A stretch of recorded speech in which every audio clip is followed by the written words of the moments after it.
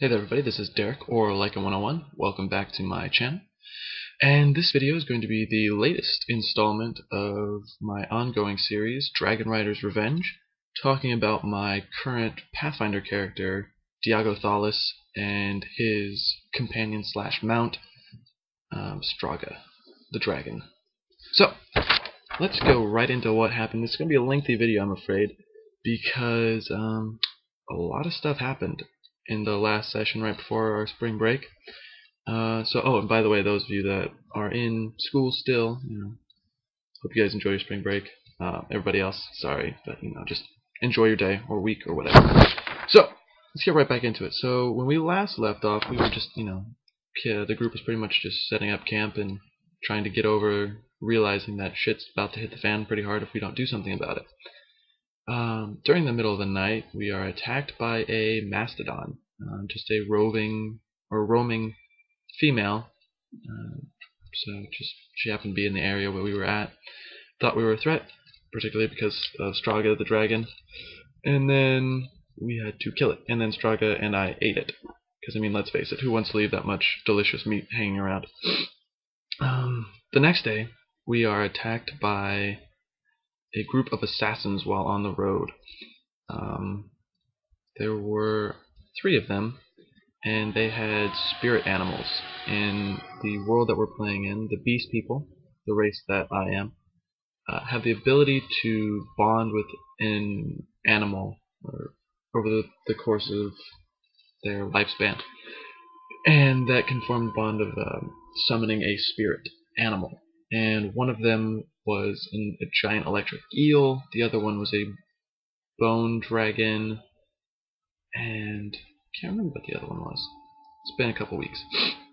But, yeah, so we're fighting these things off and pretty much almost get killed. The bone dragon is huge and takes Straga and myself out of the air. We can't get away from it long enough to try to attack the people who have summoned it, and the rest of the party is completely under a barrage of attack the entire time. Suffice to say that eventually we get rid of them.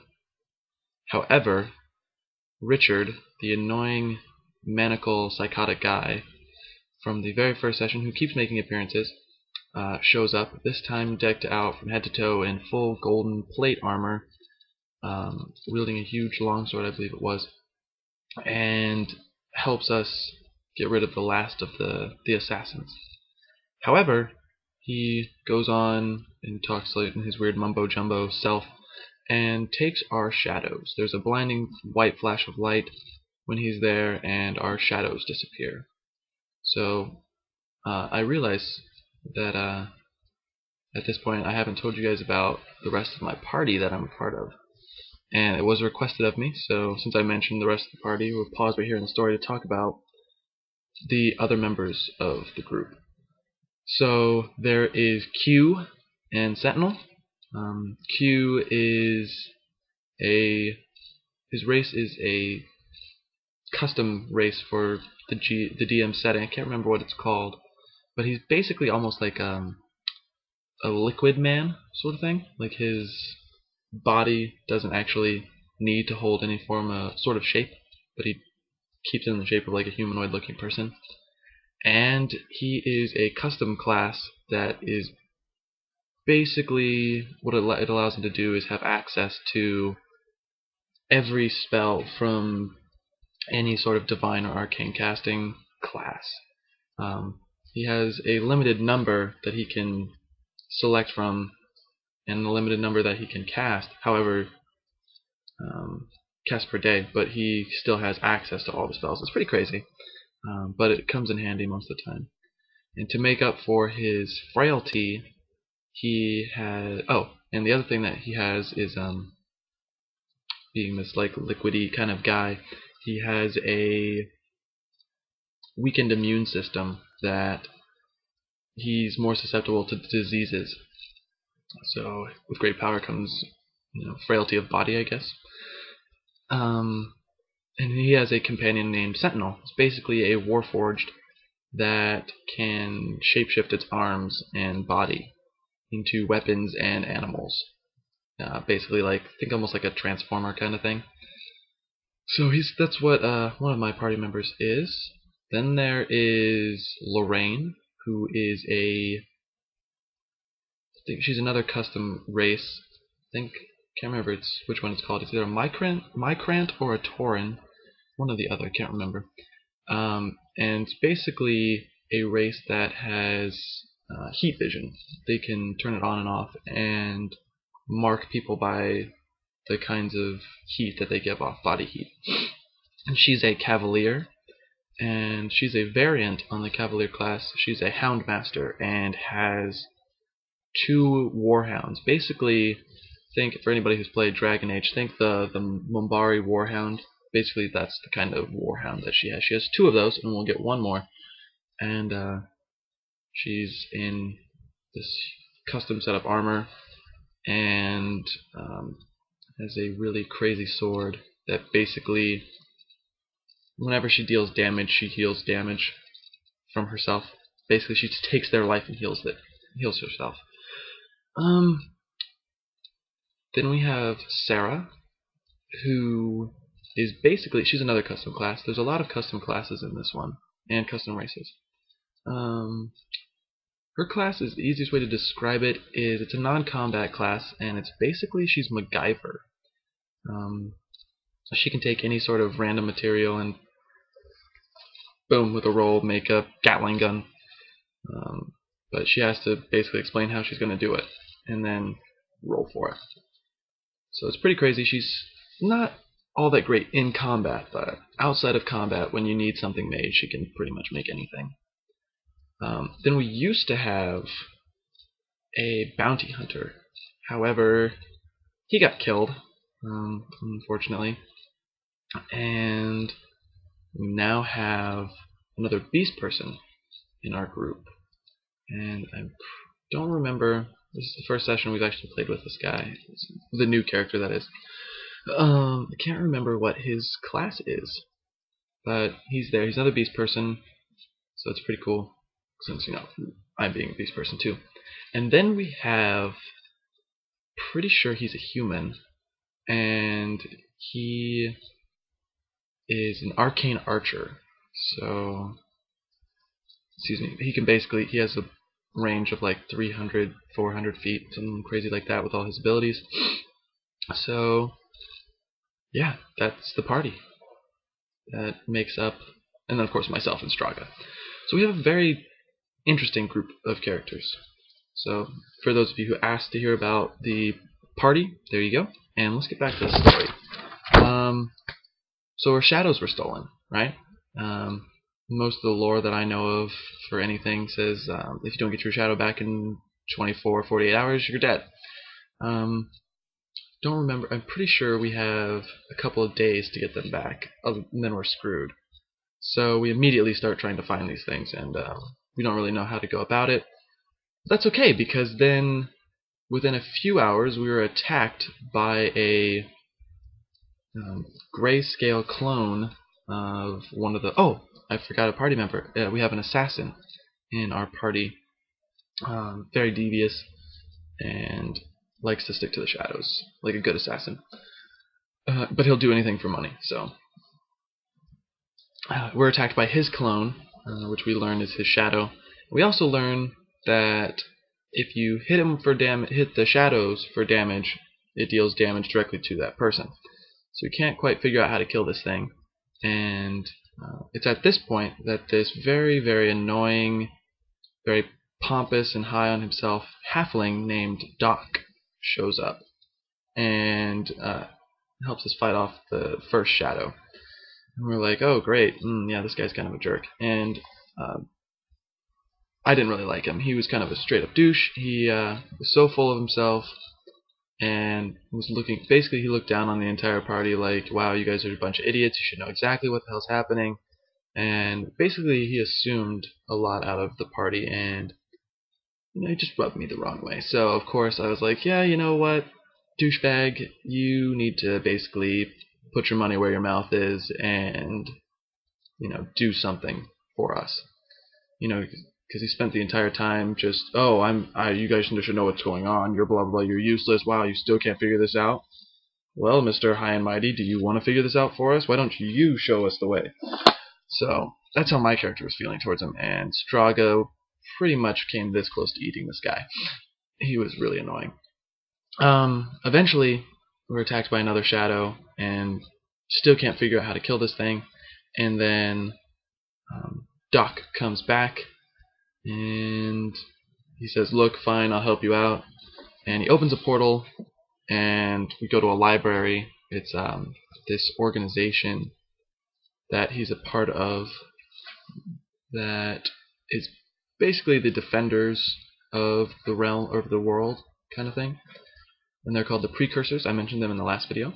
Turns out Doc's a part of them, and which is rather annoying, because I really would have liked to just beat the crap out of this guy. Anyway, we go to this library and start hunting down knowledge, and it's this very massive library, which is good for me because being a person who likes to roleplay, I immediately start delving into as many books as I can on everything from the current situation to my personal goals for the character. So I start making search checks, perception checks and knowledge checks, everything that I can find, as many books as I can.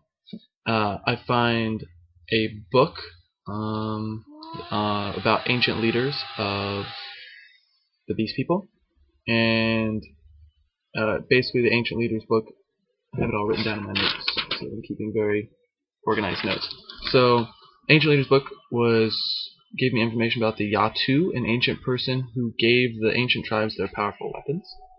Found a book specifically about the Obsidian Order, the order that killed my family, or at least my mother, and set me on this entire path for vengeance, so I was very happy to find that book. They originated in the Dwarven Kingdom, and they have since spread across the entire continent.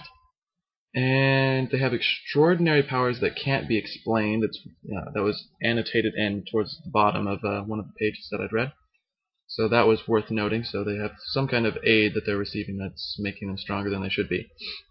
There's also a book about epic poems, a book of poetry, that was related to the shadows, the stealing of shadows. And there was a poem that's called Battling Your Inner Self, where an elven youth notices people start going missing from his village, and he goes to investigate. There's a blinding light that flashes, which is what similarly happened to us in our party. There's a blinding light, and his shadow's gone, and he realizes that his shadow's in front of him and has to fight his shadow. And they battle for hours and hours, and at noon, when the sun is highest, he notices that the shadow becomes weak, and he can deal damage directly to the shadow. Additionally, the fight continues on into the night with the storm rolling in, and he is able to deal more damage to the shadow. The final line, however, says it's better to hug it out instead of fight. So basically what I'm thinking is deal enough damage to your shadow a little bit, and then grapple it, give it a nice hug, pat on the shoulder kind of thing, and then get your shadow back. But we'll see how that goes in the next session. There's also a book on the Dragon's Den, which is a location that we would have to be heading towards later on in the campaign. You see, thanks to my well-kept notes, I'm able to chart out everything that I really need to know about. So a book about the Dragon's Den. It was an ancient dwarven city during the War of Dragons, which united all the clans of the different races temporarily. And it mentions an ancient Dragonrider, which is interesting because I currently, that I know of, am the only Dragonrider in the entire continent. So I'm a very unique bond. But to learn that there's another Dragonrider, or at least there was, is definitely of note, because now I have a person that I can either find to try to find or learn more about, to mentor me, or B, try to inherit some of his powers. And there's the Dragonrider. The dragon's name was Doom. And let's see. The good dragons aided the races, and then the dwarves turned over the area to the dragons, though some of the dragons may be evil. Because within the world there are good dragons, there are evil dragons. They don't match the chromatic scales or anything that is listed in the bestiaries or monster manuals, so you never know what kind of dragon will be either good or evil, so it'll be a surprise when we get there. Let's see.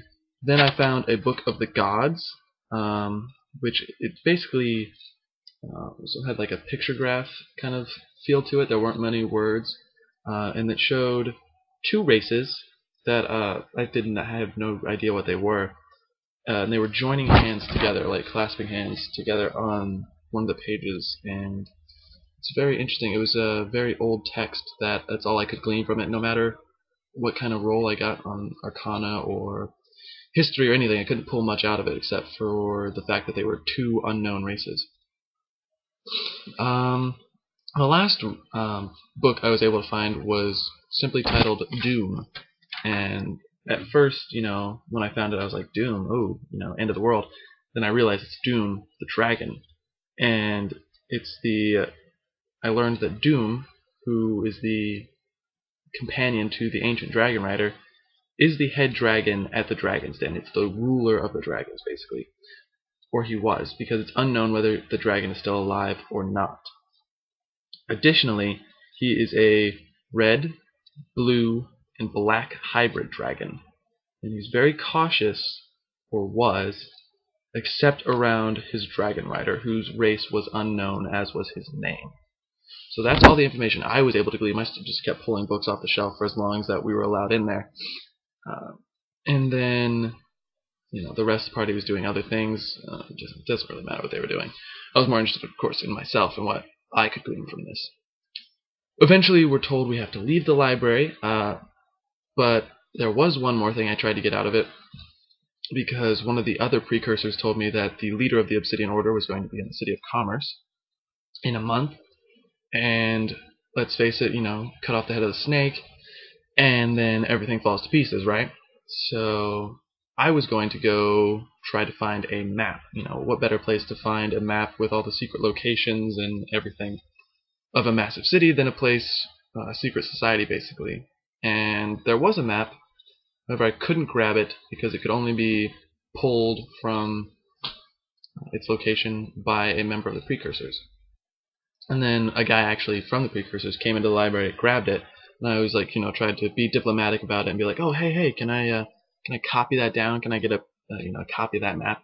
He was like, really? You want a copy of this map? Do you realize how long that would take? And I was like, what, you don't have like a spare copy lying around? Trying to be joking and coy about it. Oh, I don't really need it to go kill anybody. And the guy just gave a sigh, and he unfolded the map, and it became like this huge table-length map that had secret waterways and passages and pathways, and even listed all the shops by name and who their owners were, racial demographics across the city. Basically, this map had everything you could think of. It just stored in it, and I was like, yeah, can I have it? And they were like, no. So that's the only thing I wasn't able to get from the library, was a full detailed map, because I figured that would have been really helpful to try to assassinate the leader. Oh well, better luck next time, right? So, we're eventually told we have to leave the library, and we are pulled out into a room with no doors. Well, it had a door when we entered it, and then it closed, and there was no more door. And then no doors, no windows, no nothing. Just giant four walls of who knows how thick. And inside there is a human, a half vampire, and a beast person. And they say, you can leave after you beat us in a fight. So we're like, crap, these guys are really strong. Let's see how long this is going to take. We fight, and one of them turns out to be a wizard, and basically opens with a fireball that drops us, pretty much all of us, by half health immediately. Bear in mind, we're at the time level 8, and Straga and I have over 80 health apiece, and this thing drops us down to, what would I say, 30 in a single shot. So, needless to say, we're not looking in good shape. So, the fight continues on, and we make it. We start dealing a little bit of damage. Straga's able to do a couple flybys, and claw bite, and I'm able to pop off a couple arrow shots and a couple magic, shots before we get dropped. And we're pretty much dead, like this close to death, like pure death. And then the rest of the party just starts dropping like flies, just left and right. Everybody's going down. By the time we all get dropped, we realize that we aren't dead, and that the other three precursors have basically healed us a little bit, and say congratulations, you survived 4 or 5 rounds. It was basically what it was, 4 or 5 rounds that we survived. And they say, you're worth fighting, you're worth this weight on your shoulders, you're worth trying to make sure that you succeed, kind of thing. It was basically a test to see if we were worthy of the mantle that the advocates, the deities, had placed upon us, and whether or not we could even attempt to stop the horror that is Paru, the evil deity, from reappearing. And that's where we left off. We woke back up in, or didn't wake back up, we were back in the field that we had been at, and now we have to get our shadows back. So that's where we left off, right before spring break began, and we have, I think it's maybe 6 or 7 sessions left before the semester ends. We'll see. So hopefully we can complete this campaign. It's a lot of fun. I'm having a blast. I've lost track of the number of members of the Obsidian Order that I've killed. Killed at least 1 high-ranking official and at least a dozen or so, maybe more, underlings. So starting to make a dent. A little one, but we'll get there. I would love to take my revenge on the person that killed my mother. In addition, I would also love to kill the leader of the Order. But we'll see how that goes.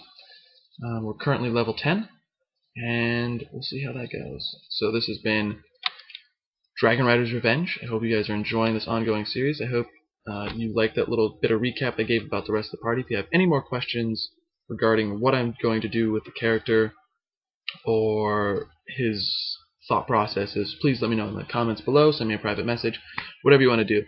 So thanks for watching, guys. It's been Derek, or Leica101. See you next time.